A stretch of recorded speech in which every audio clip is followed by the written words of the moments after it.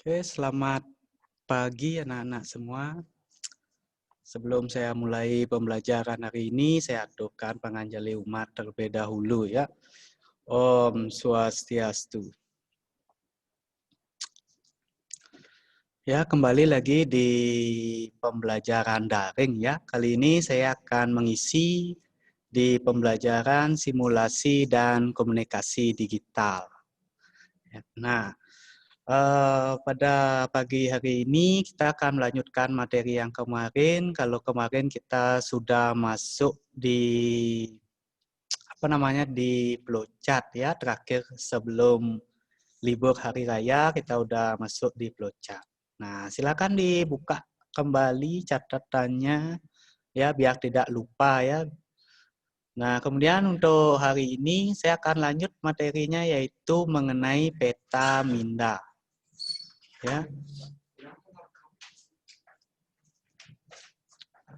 Record. Udah. Di cloud. Di komputer.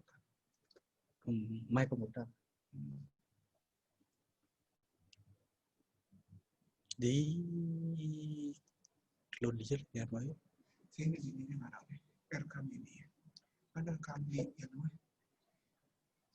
di siswa ada siswa. Nah, kan sini rekam. Ini kan recording ya, kan sing rekam video tidak. Sing maksudnya? Sang lima. Nih, apa rekam? Rekam. Dia rekam di komputer ya kan. Caranya di Jo ya. Coba kali disimpan. Di biasanya di C. Coba di D kosong. Di C ada sudah.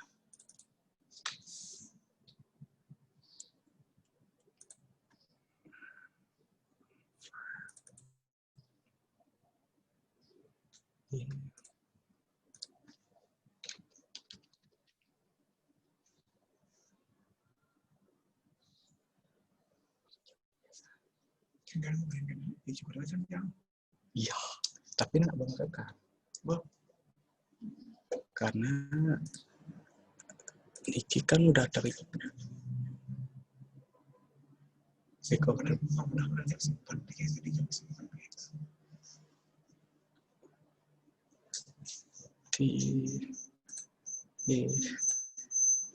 Nah, tuh besin dawang saya aja biasa.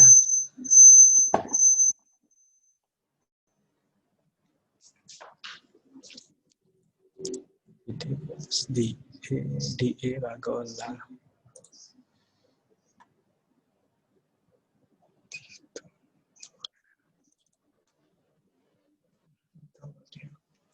Di tanggal ini 28 29 nih. Kan baru dia siap.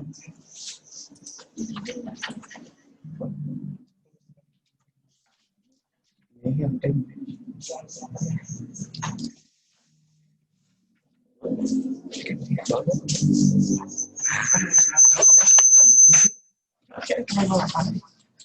Dua lah.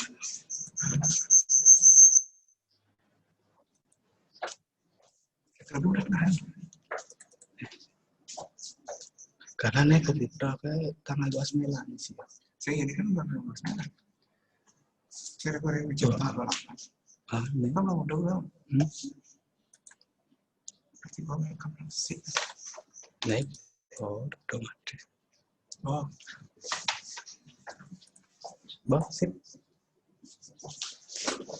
Oke, mohon maaf ya ada gangguan tadi ya masalah record di Zoom-nya ya, via Zoom-nya biar nanti hasilnya bisa diupload di YouTube. Nah, jadi kembali lagi kita lanjutkan ya. Nah, untuk pembelajaran hari ini, jadi saya akan lanjutkan materinya yaitu pada metode Petaminda. Ya, nah sebelum di Petaminda, saya flashback dulu sedikit materi kita kemarin biar kalian tidak lupa ya. Nah, kemarin kita udah belajar mengenai flowchart ya, flowchart atau bagan alir.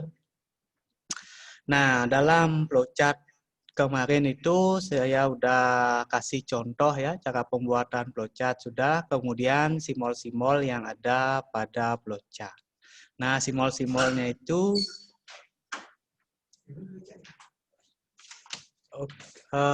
tunggu ya, masih ada pengecekan.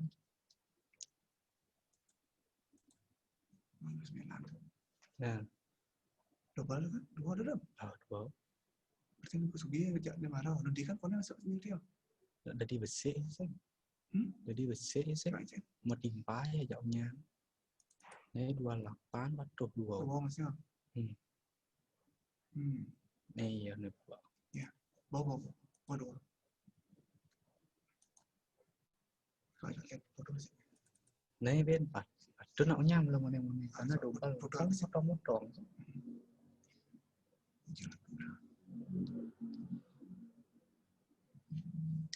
Ini tanggal kuda. 29 ya. Kirim saya ya. 29.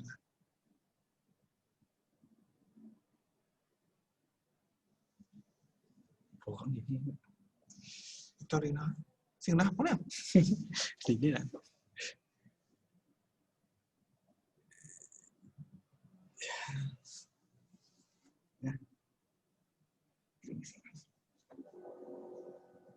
Ini kan ada dilanjut nih. Hah? Ibu yang kan dia kok. Bawa ya maksud jumun ini apa?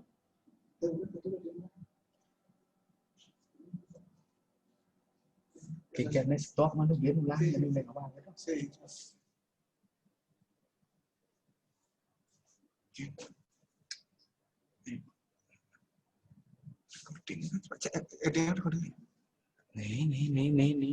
Nih tanah.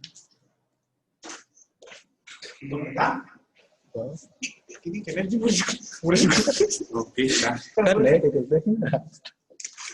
Ya Pak, kau jangan banjir. Aduh. Oke, mohon maaf ya tadi masih kembali ada gangguan lagi ya.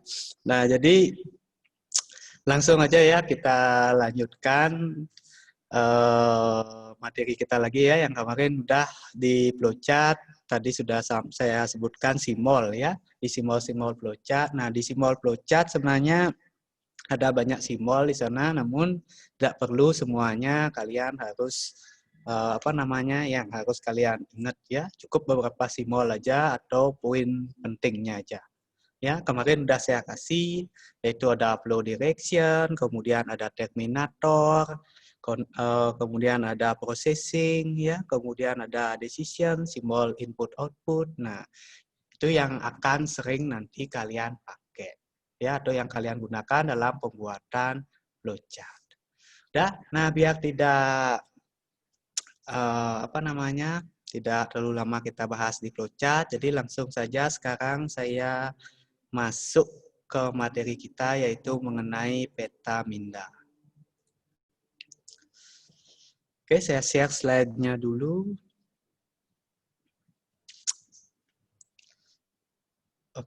Oke, nah sambil menunggu slide-nya di-share, saya harapkan juga kalian masih tetap semangat ya belajar daring, walaupun kalian belajar dari rumah, namun tidak mengurangi dari proses pembelajaran tersebut ya. Jadi kalian tetap belajar ya walaupun kalian berada di rumah.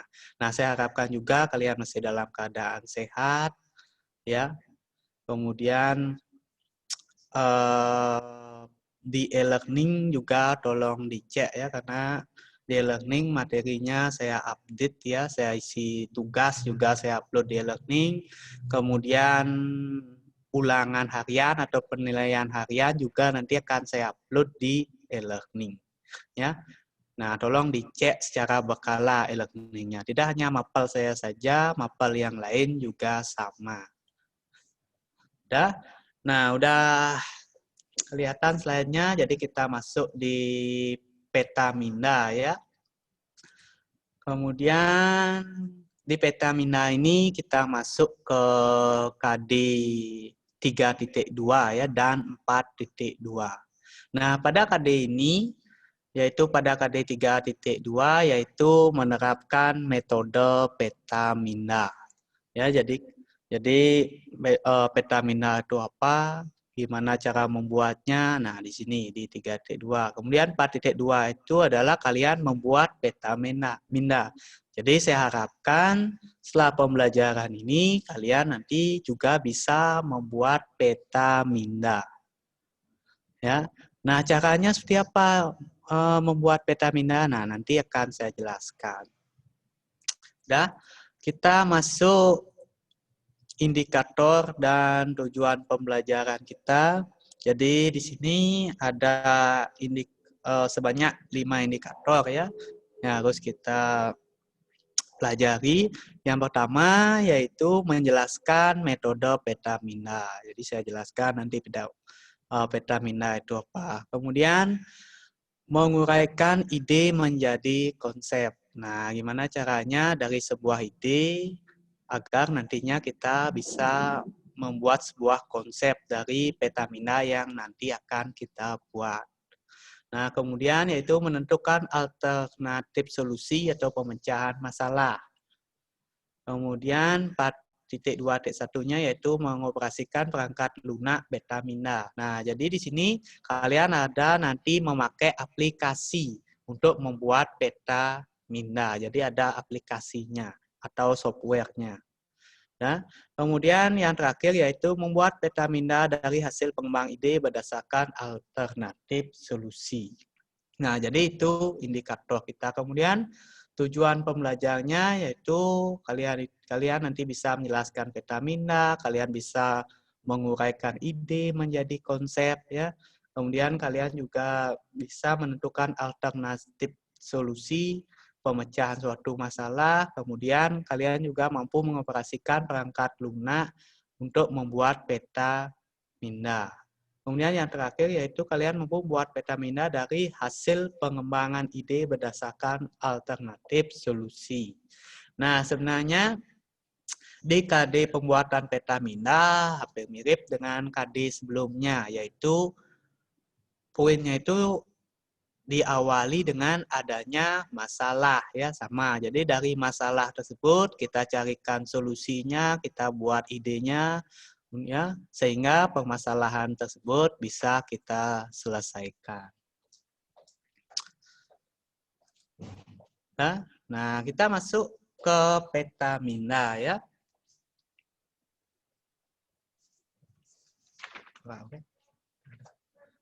Nah, kita masuk ke Petamina. Di sini Petamina itu dibuat oleh Tony Buzan ya pada tahun 1974 berdasarkan cara kerja otak kita dalam menyimpan informasi. Nah, si Tony Buzan ini membuat Petamina karena kemampuan otak kita untuk menyimpan informasi itu kemampuannya tidak menyimpan informasinya tidak terlalu banyak informasi yang kita bisa simpan di dalam otak. Makanya kita perlu ringkas. Ya, kita buat poin-poinnya. Itu sebenarnya tujuannya membuat Petamina. Sehingga dengan kita melihat Petamina, inti dari informasi tersebut bisa cepat kita ketahui. Itu. Nah, kemudian di sini peta pikiran atau metode pembelajaran terbaru yang dapat membantu siswa mengingat subjek secara efektif. Nah, kalau sekarang ini sebagai metode pembelajaran. Jadi Petamina itu kalau kalian perhatikan buku pelajaran kalian atau buku paket kalian, halaman paling depan ya, misalnya di awal bab itu pasti ada bagan. Nah, itu juga termasuk ke dalam Petamina. Nah, bagan tersebut sebenarnya fungsinya untuk apa? Jadi bagan tersebut itu adalah ringkasan materi yang kalian pelajari pada bab tersebut. Ya, jadi ada bagannya. Ya, tentang apa pembelajaran kalian itu sudah ada di sana di bagannya. Sehingga dengan melihat bagan tersebut kalian seharusnya paham, kalian tahu ya, apa yang pada bab 1 misalnya apa yang akan kalian pelajari. Jadi kalian udah tahu isinya di sana. Ya.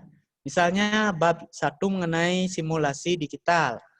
Jadi ada bagannya mungkin yang kalian pelajari tentang algoritma, tentang flowchart, flowchart itu apa, ya cara membuatnya seperti apa, kemudian ada juga petamina, cara membuatnya seperti apa. Nah, itu sudah ada pada apa namanya? Petamina atau bagan alir pada awal bab buku pelajaran kalian. Itu.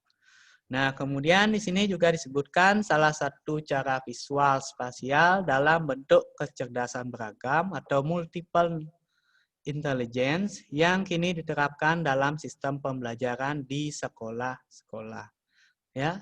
Nah, jadi semuanya sebenarnya udah arahnya ke peta mina. Jadi membuat peta mina, jadi membuat bagan atau bagan alir atau konsep. Ya. Nah, itu adalah peta mina. Nah, sebenarnya peta mina ini udah sering kalian lihat ya. Mungkin kalian masih asing kok namanya peta mina ya. Nah, peta mina itu peta mina atau map mapping atau peta konsep. Nah, itu sebenarnya sama. Ya, produknya satu ya, cuma namanya banyak. Ada yang bilang peta mina, ada yang bilang peta konsep, ada yang bilang map mapping. Ya, itu nama lainnya. Tapi produknya satu. Kalau di buku biasanya diisi dengan peta konsep. Ya, peta konsep kalau di buku. Nah, jadi peta mina itu seperti ini ya. Ini ada contohnya seperti ini. Jadi berupa gambaran sebenarnya peta minanya. Nah, ada gambar bentuknya seperti ini ya. Gambar yang pertama. Nah, di sini ada cabang-cabangnya. Ya, di sini adalah pokoknya, ide pokoknya ya, yang di tengah. Bentar dulu. Oke. Nah, ini adalah belum kelihatan ya. Nah, yang di tengah-tengah ini adalah pokok pikirannya. Dari pokok pikiran ini bisa dicabangkan ya, ada color, ada tekstur, shape dan seterusnya. Nah, kemudian dari sini juga bisa dicabangkan lagi. Ini gambar pertama ya, petamina. Ada juga petamina seperti gambar kedua dia seperti ini ya, lingkaran. Nah, di sini yang di tengah-tengah itu adalah pokok pikirannya, apa yang akan kita bahas. Kemudian ada juga cabangnya. Sama petamina juga. Kemudian kalau gambar ketiga juga sama ya. Petamina juga namanya. Jadi dia bagan, kayak bagan seperti ini. Nah, kalau kalian membuat struktur organisasi kelas misalnya, nah seperti ini. Nah, itu juga sebenarnya adalah petamina. Biar gampang kalian lihatnya. Ya. Nah, peta mina ini lebih baik kalian isi gambar. Kenapa perlu diisi gambar? Karena dengan adanya gambar, kalian itu lebih tertarik untuk melihat peta mina. Ya. Karena kalau udah gambar biasanya otak kalian itu atau otak kita itu cepat bisa merespon. Oh, gambar ini berarti mengingatkan tentang materi ini, itu misalkan. Ya. Nah, ini adalah contoh dari peta mina. Kemudian saya lanjutkan, nah manfaat peta mina. Nah, di sini menurut Tony Busan ya. Nah, di sini ada 8 manfaat daripada peta mina menurut Tony Busan ya. Nah, yang pertama Yang pertama menurut Unibusan itu adalah merangsang bekerjanya otak kiri dan otak kanan secara sinergis. Itu yang pertama. Nah, kenapa bisa otak kiri dan otak kanan kita bekerja secara sinergis? Karena itu tadi, Petamina itu tidak hanya berisi tentang informasi, melainkan juga dibuat dengan gambar. Jadi ada gambar, ada informasi yang ditampilkan. Sehingga kerja otak kiri dan maupun otak kanan kita itu menjadi balance atau seimbang. Itu yang pertama. Nah, kemudian yang kedua yaitu membebaskan diri dari seluruh jeratan aturan ketika mengawali belajar.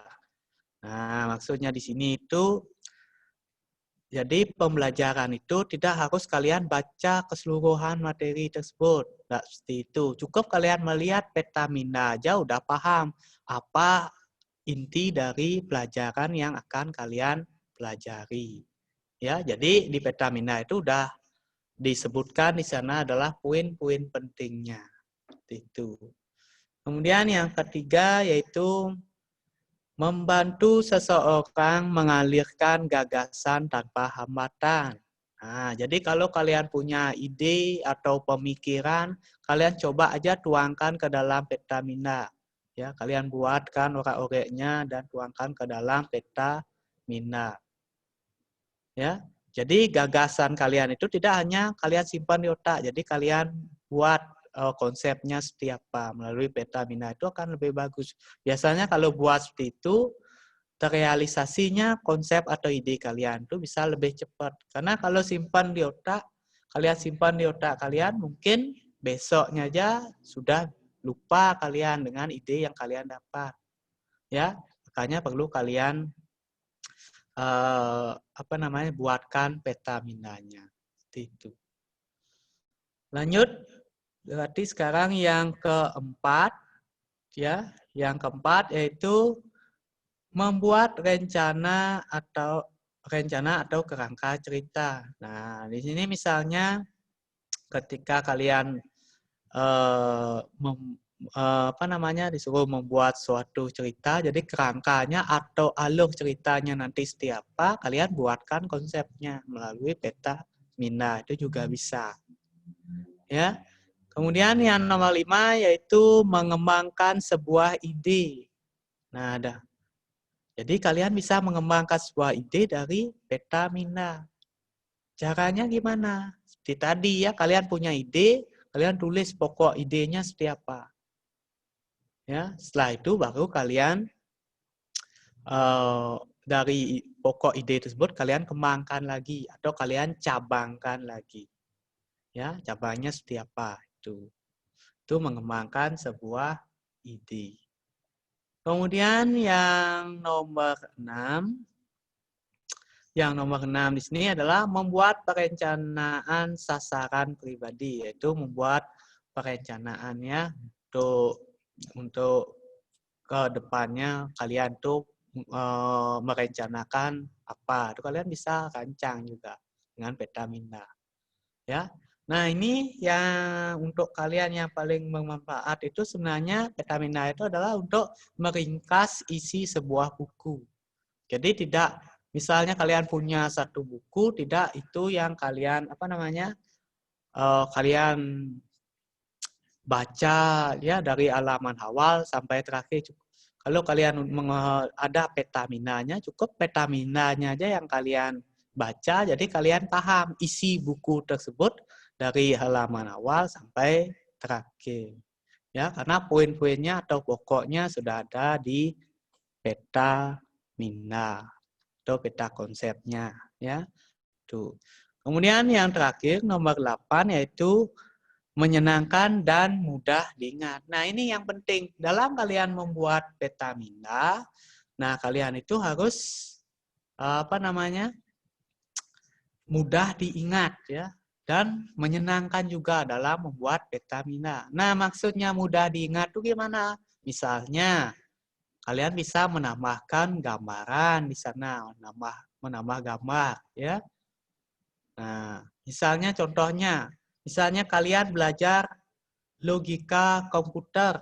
Nah, kalian mungkin isi gambar komputer, kalian isi di sana. Oh, ketika kalian melihat gambar komputer tersebut, berarti kalian ingat, komputer materi mengenai logika komputer, ya, atau logika algoritma itu misalkan, ya. Nah, dimanapun kalian lihat gambar itu, pasti nanti kalian akan ingat dengan materi tersebut. Itu maksudnya. Ya, jika kalian isi dengan gambar. Karena biasanya kalau buku tanpa kalau saya suruh kalian baca buku, pasti kalian malas. Tuh baca buku, pasti malas. Nah, kemudian coba saya kasih materinya berupa video. Pasti kalian lebih tertarik.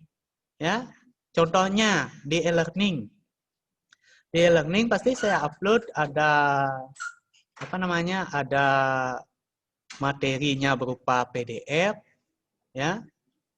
Kemudian ada juga materinya berupa video. Nah, pasti saya isi berupa PDF maupun video.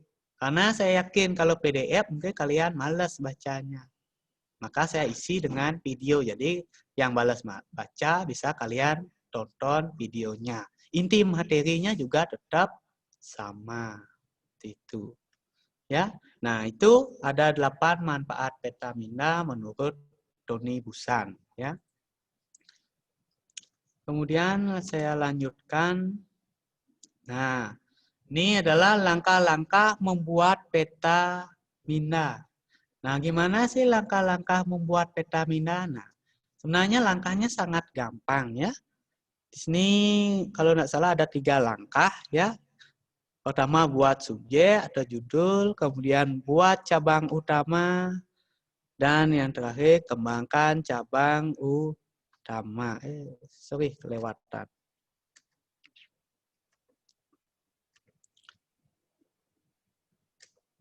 Oke, nah jadi ada 3 langkah untuk membuat Petamina. Yang pertama buat subjek atau judul. Nah di sini di judulnya ini adalah kalian itu membuat intinya atau pokoknya atau poinnya apa yang akan kalian bahas. Ya. Setelah kalian punya pokoknya, baru kalian buat cabang utamanya.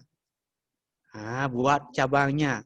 Jadi tuliskan ide-ide yang terlintas yang terkait dengan subjek, ya, atau judul. Misalnya, kalian misalnya judulnya misalnya ingin liburan, katakanlah seperti itu ya. Ini contoh kehidupan sehari-hari. Nah, misalnya kalian ingin subjeknya itu kalian buat tentang liburan. Nah, kemudian cabang-cabang utamanya apa saja. Jadi dari liburannya itu kalian mungkin cabang utamanya mungkin kalian isi liburannya ke pantai atau ke gunung, ya, atau mungkin ke sungai mungkin. Nah, itu cabang-cabang utamanya dari liburan kalian. Jadi liburan kalian tuh mungkin nanti kalian akan ke pantai atau ke gunung atau mungkin ke sungai atau mungkin ke sawah dan lain sebagainya. Nah, kemudian yang terakhir itu adalah kembangkan cabang-cabang utama tersebut. Jadi cabang-cabang utama tersebut kalian kembangkan. Misalnya ke pantai, jadi kalian maunya pantai mana? Itu kalian kembangkan. Mungkin kalian isi dengan, kalau wilayah dianya mungkin ada Pantai Sabel, Pantai Lebe, ya, Pantai Mas Ceti, dan lain sebagainya. Tuh. Kemudian kalau ke gunung, mungkin kalian bisa tanya ke Gunung Batur, atau ke Gunung Agung mungkin. Ya, seperti itu. Jadi kalian kembangkan lagi dari cabang-cabang utama tersebut. Sehingga jadilah membentuk kayak akar nanti ya, kayak contoh saya tadi. Di awal saya tampil kayak akar. Ya, karena terus kalian kembangkan. Jadi semasa bisa dikembangkan, silahkan kalian kembangkan. Kalau udah enggak bisa ya cukup sampai di sana saja. Ya, tuh. Nah, itu langkah-langkah membuat Petamina. Kemudian Nah, siapa yang patut menggunakan peta minda? Sebenarnya semua orang itu bisa ya. Kalau di sini semua siswa boleh ya. Nah, kemudian banyak yang menganggap teknik ini sulit diaplikasikan. Sebenarnya teknik ini akan lebih memudahkan untuk mengingat fakta-fakta penting jika teknik ini dapat dikuasai sepenuhnya. Ya, jadi dengan melihat peta minda kalian udah tahu pokoknya atau intinya seperti apa. Itu maksudnya. Ya, jadi kalian bisa membuat peta minda atau harus tak kalian dalam belajar membuat peta minda? Kalau saya sarankan harus, ya. Nah, jadi untuk mengingat materi karena kalian banyak sekali mata pelajaran yang kalian pelajari. Jadi untuk memudahkan mengingat hal tersebut, kalian perlu membuat peta minda. Nah, ini mengapa peta minda atau peta pikiran itu penting? Jadi yang pertama bisa menghemat waktu belajar, kemudian memfasilitasi pembelajaran, memperkuat ingatan, kemudian yang terakhir memungkinkan siswa menginterpretasikan semua pelajaran yang dipelajari. Ya, jadi yang paling nyata itu sebenarnya adalah menghemat waktu. Ya, kok bisa menghemat waktu, Pak? Nah, contoh saya tadi, misalnya kalian membaca satu buku. Nah, kalian disuruh menyelesaikan membaca satu buku. Kalau kalian membaca semua buku itu pasti akan banyak waktu, ya membutuhkan waktu. Tapi ketika kalian melihat peta minda, jadi bisa waktu itu dipersingkat karena poin-poinnya udah ada dalam peta minda. Itu maksudnya. Udah? Nah, kemudian ini udah sampai di software mapping. Ini open source ya, jadi gratis. Jadi ini harus kalian install di laptop maupun komputer. Tuh, sebenarnya ini harus kalian praktekkan, kalian mencoba. Nah, yang pertama ada Xmin. Nah, ini yang paling populer ya, yang paling banyak digunakan. Untuk link downloadnya di bawah ini udah saya isi ya, yang warna biru ini. Ya, download di situs resminya gratis, nggak berbayar. Kemudian ada Freeman, kemudian Android Minmap, ada juga MinMaster. Ya, nah ini adalah contoh software yang dipakai untuk membuat mapping.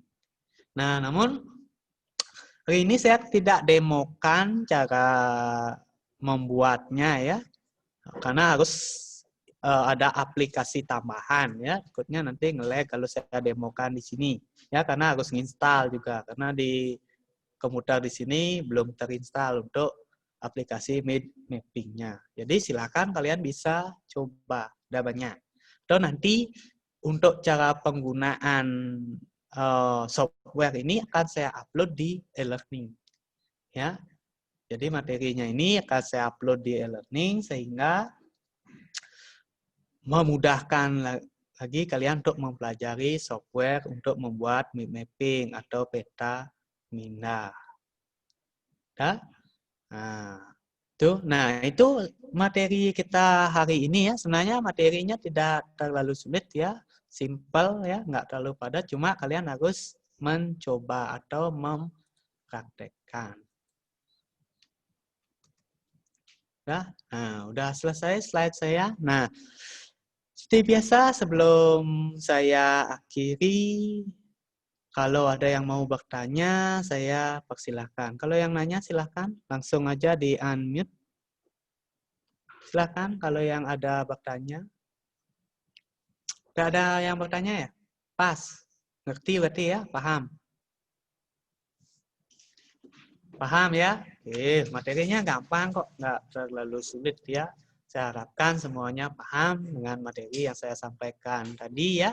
Kalau misalnya ada yang belum paham, nggak berani kalian tanyakan di sini, nanti kan bisa kalian menghubungi saya ya, mungkin via WA, kalian tanyakan mengenai materi, silahkan. Di learning kan udah ada kontak saya di sana.